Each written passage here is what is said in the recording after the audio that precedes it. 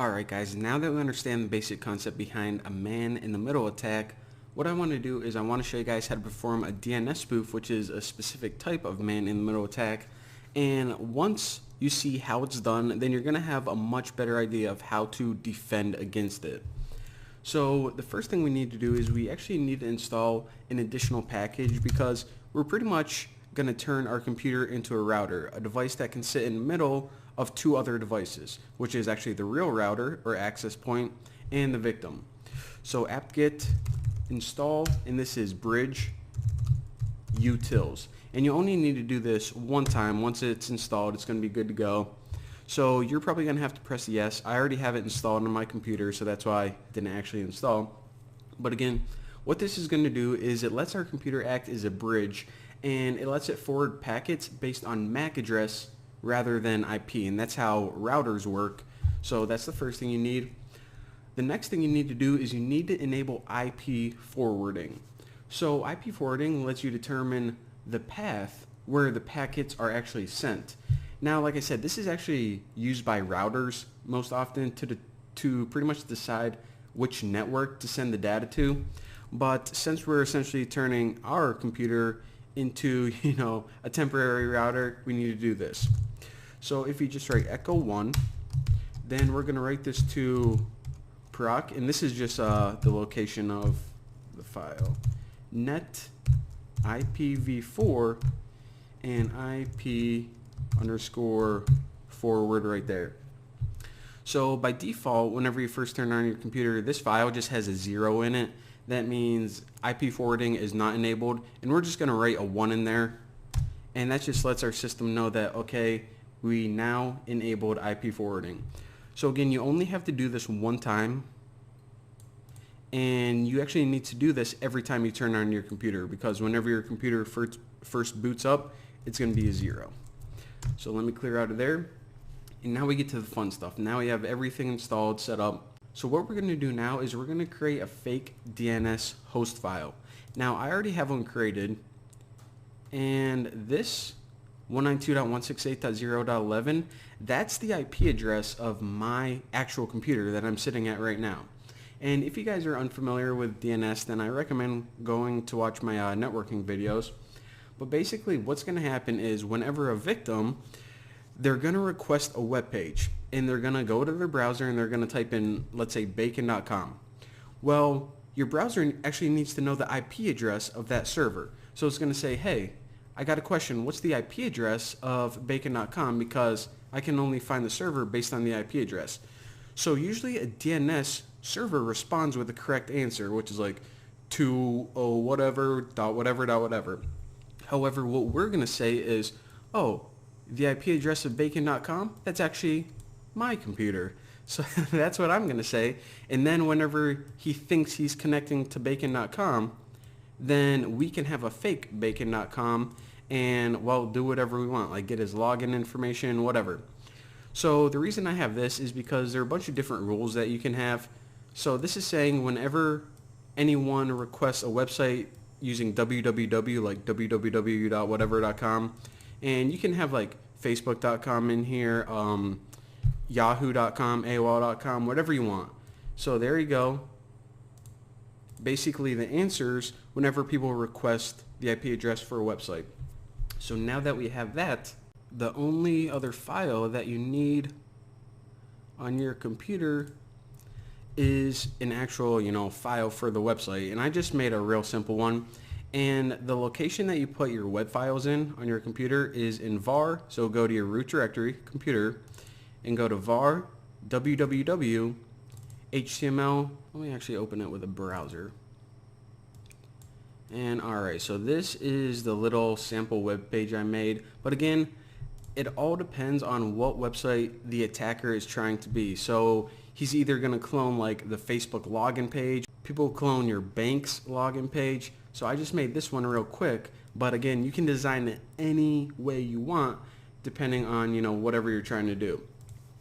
So that's the location whenever we start the web server on our computer. Then whenever someone requests a web page, like they're going to do whenever we give them that DNS response, that's what's going to pop up. So there's actually a web server already built into your computer if you're running Kali at least. In order to start it, just type Apache 2 CTL start.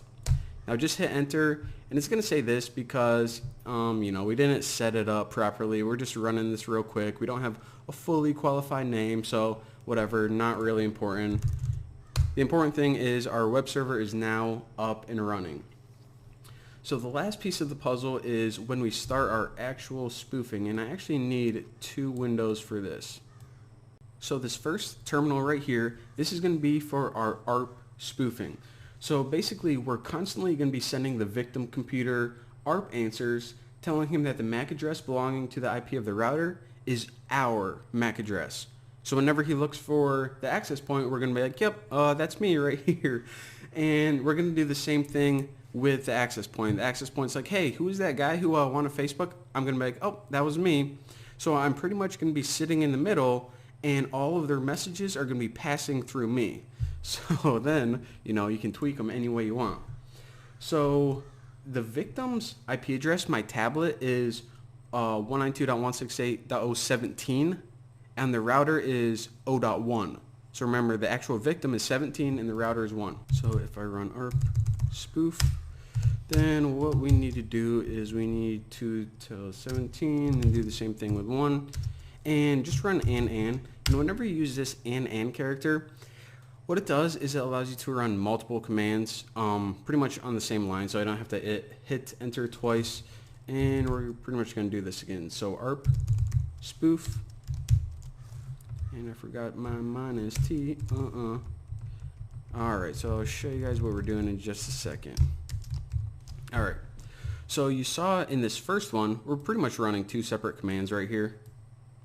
But in this first half, the 17 came first, and in the second one, the .01 came first. Now remember, this is the victim's actual computer, which is going to be the tablet I'm about to pick up, and this is the IP address of the router. So these are the devices that we're going to ARP spoof. In other words, tell the victim that our IP is the router's, and also tell the router that we are the victim's IP. So we're going to be lying to both of them. So before you actually run this, let me get our other one ready. And this is the DNS spoof. Now this takes a few parameters. The first one is, what is the location of the spoof file? So wherever this is, give it your fake answers. So mine is in desktop spoof host.txt. Now the other thing that it needs is the host, and I'm just going to write 192.168, and this is pretty much your victim, 0.17. Now we actually need to give it a UDP port, and this is just a standard port of DNS, and this is just for networking, so everything works correctly, and that's it. So whenever this victim requests one of those web pages, those are the answers that we're going to give them, the answers from here. So you can run any of these in any order. So whenever you hit enter, this is going to start sending out your ARP spoof. That's kind of a tongue twister. And now our little fake DNS server is running. So I'm going to pick up my tablet right now, and let me just go to bacon.com. So you can see right here on the screen that this device, which is the tablet I'm holding on my hand, just requested bacon.com, and let me take a screenshot, and there you go. So again, this is a really simple web page, but you can see the danger of this already. What if they requested their bank's website, and what if it was designed to look just like your bank's website? What if they requested Google, and well, now they have your Gmail?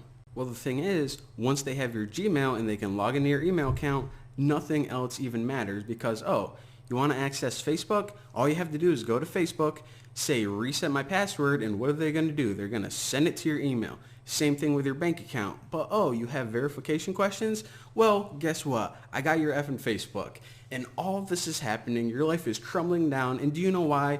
All because you decided to check your Instagram at Starbucks. And maybe next time when you're sipping on a triple mocha chocolate, then you got to think to yourself, you know what? Maybe I should be home. Maybe I should be watching the new Boston instead of filling my fat face with these latte. So you know what? I'm done, guys. Thank you guys for watching. I'll see you next time.